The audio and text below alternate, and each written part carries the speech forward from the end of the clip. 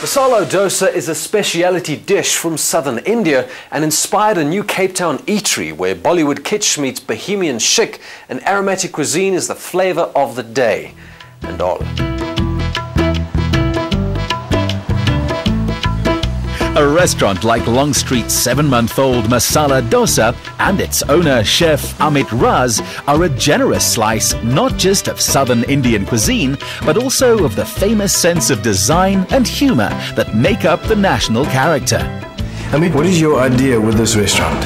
Well, the idea was to create a unique experience for Indian dining, and it was really about bringing in traditional Indian flavors with very comfortable Western taste, infusing the two into a very unique experience.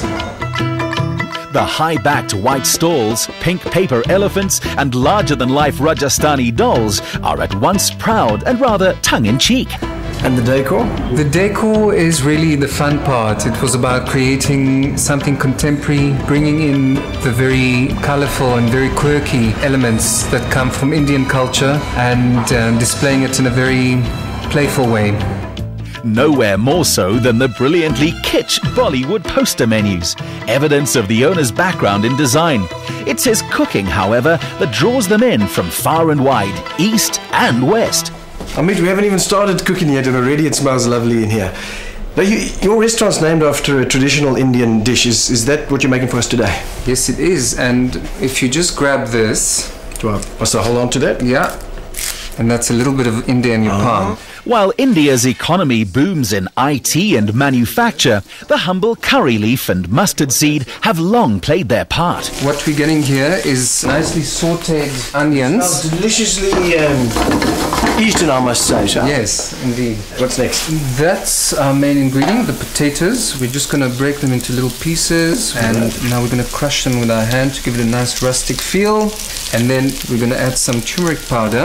Having already received a solid grounding in the subcontinent's cuisine from his grandmother, it was Amit's visit to India that got him set on celebrating the food. He spent a full month learning to master the art of the impossibly thin rice pancake. This takes a delicate touch, doesn't it? Of course. Like a surgeon. Amit's design background comes out to play in finishing each dish in a dusting of powdered spice with a henna tattoo stencil. This is it. This is the traditional masala dosa, the potato curry, the sambar and the coconut chutney with the lovely dosa.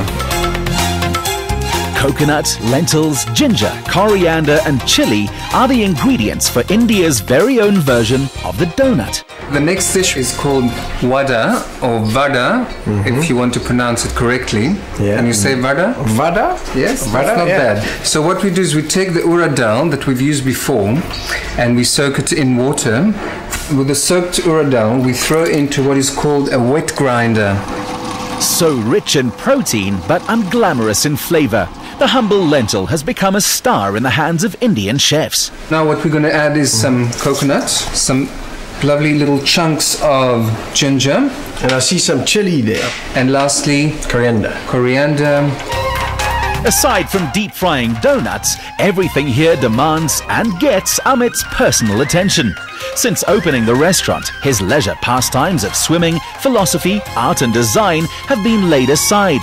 Until he finds some spare time again, a dish well cooked is art enough. Now we're going to add the coconut chutney and the sambar and of course the final touch. Some who've discovered his place jealously guard their precious find, but the secret is well and truly out. Indian people who miss real dosa, the in-crowd who love the fun surrounds and new tastes, and the health-conscious can't go far wrong here. I mean, this food is delicious, but how healthy is it? The food is actually incredibly wholesome. We roast and grind our own spices on the premises. And also the dosa and most of the other dishes that you've had are all wheat and gluten-free, which leaves you feeling a lot lighter. So altogether, it's a very healthy and delicious experience. Peter and Zolani might be the authorities on what freshly ground should sound like, but what it should taste like is territory they're happy to concede to Amit. The food tasted exotic and yet somehow familiar. It's tasted somehow freshly ground. Not the first time I've been here, and not the last time I'll be here either. The lady who served us just commented that Zolani and I were the first people ever to finish our portion of chili. So, yeah, the food's hot. For the more wimpish of Western palates, the soothing fruit sorbets and juices are all the relief you'll need. Judging from the spotless white platters going back to the kitchen, Amit has the mix spot on.